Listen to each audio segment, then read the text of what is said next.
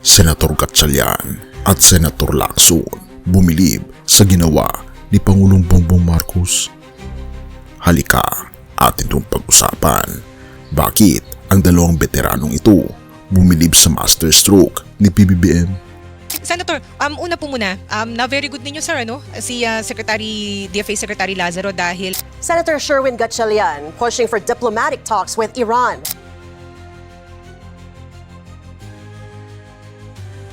Hindi na nakapagtago ang paghanga, maging ang mga batikang mamabatas na sina Senator Sherwin Gatchalian at Senator Panfilo Ping Lacson hindi napigilang bumilib sa naging diskarte ng Administrasyong Marcos. Sa gitna ng tensyon sa Middle East, paano nakuha ng Pilipinas ang isang diplomatic win na magtitiyak na hindi tayo mawawalan ng langis?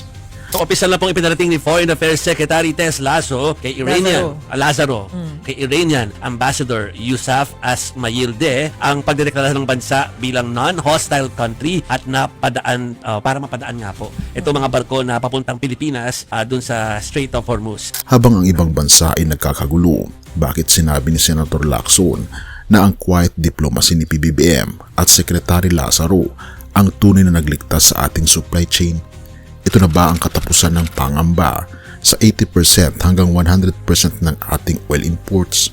Senator, una po muna, na very good ninyo sir, si DFA Secretary Lazaro dahil nakakuha po ng assurance para sa safe passage ng mga barko na may kargang petrolyo na papunta dito sa Pilipinas. Yes, actually tatlong sa aspeto ng polisiya sa policy, tatlong mahalagang aksyon ang sinagawa ng ating pamahalaan. Una, yung hiningi sa Kongreso, yung pagsuspenda ng bigyan ng authority yung presidente magsuspend ng excise tax pag pumalo ng $80 per barrel do sa MOPS, yung Dubai crude oil. Pangalawa, yung deklarasyon ng state of national energy emergency, di ba? At pangatlo, ito nga yung ginawang aksyon ng Department of Foreign Affairs na makipag-ugnayan sa Iran through their foreign ministry para payagan ang passage ng Philippine flagged vessels na may dalang crudo papuntang Pilipinas. So napakamahalaga yung tatlo.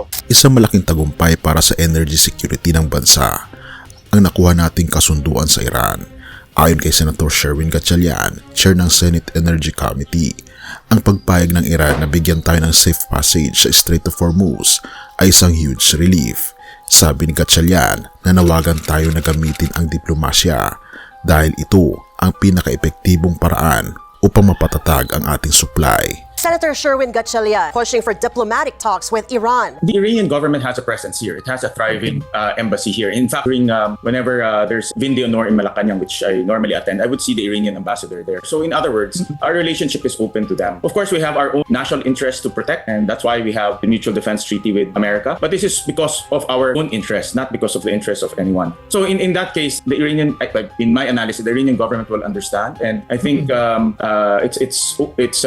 we should use all of our options to talk to them and allow our shipments to go through the Strait of Hormuz. I think that's also a faster way of securing supply. Dahil sa hakbang na ito ng DFA at DOE, tumaas ang consumer confidence. Therefore, hindi na kailangan mag-panic buying ang publiko dahil nasiguro na ang ating ruta patungo sa sapat na supply sa mga susunod na buwan. Hindi rin nagpahuli ang batikang si Senator Ping Lacson sa pagbibigay ng papuri. Binigyan diin ni Lacson ang kahalagahan ng naging negosasyon ni DFA Secretary Maria Teresa Lazaro sa ilalim ng direktiba ni PBBM. Bakit ito crucial? Dahil ayon kay Lacson, ang Strait of Hormuz ang dinadaanan ng 80% hanggang 100% ng ating oil imports. Isipin nyo, kung hindi nakuha ang safe passage na ito, paralisado ang Pilipinas. Pinuri ni Lacson ang quiet and efficient na paraan ng pakikipag-usap. Walang ingay pero ang resulta ay ramdam ng buong bansa. Therefore, ang warm spirit of cooperation sa pagitan ng Manila at Tehran ay patunay na nirerespeto ng mundo ang ating boses. Hindi lang langis ang usapan dito. Ang kasunduang ito ay tungkol din sa kaligtasan ng ating mga seafarers. Sa gitna ng palitan ng missiles sa pagitan ng US, Israel at Iran, ang mga barkong may bandila ng Pilipinas ay ituturing na safe, unhindered at expeditious. Ito ang bunga ng matalinong pamumuno, ang unahin ang buhay ng Pilipino kaysa sa pakikialam sa giyera ng iba. Ang katarungan ng ating Panginoong Diyos ay pinapakita na sa pamamagitan ng karunungan, sa pamumuno, o wisdom. Ang isang leader na marunong makipag-usap para sa kapayapaan ay nakakakuha ng pabor na hindi kayang bilhin ng bala.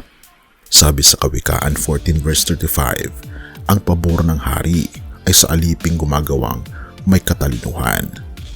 Ang biyaya ng ating Panginoon Diyos ay ang pagkakaroon natin ng mga opisyal na tulad ni Secretary Lazaro na tahimik ngunit epektibong nagtatrabaho. Ang awa ng ating Panginoon Jesus ay ang katotohanan sa gitna ng blakid sa buong mundo. May nakalaang bukas na pinto para sa Pilipinas. Therefore, ang diplomatic win na ito ay hindi galing sa talino ng tao, kundi sa pabor na galing sa itaas para sa ating bansa.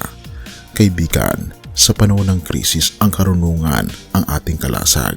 Ang karunungan na mula sa ating Panginoon Diyos. Lumapit tayo sa Kanya. Siya ang tunay na tagapagpayo at nagbibigay ng tamang salita sa tamang panahon. Purihin ang ating Panginoon Diyos. Purihin ang ating Panginoon Jesus. At tayo manalangin. Ama naming Diyos na makapangyarihan sa lahat, salamat po sa karunungang ibinibigay niyo sa aming mga lider.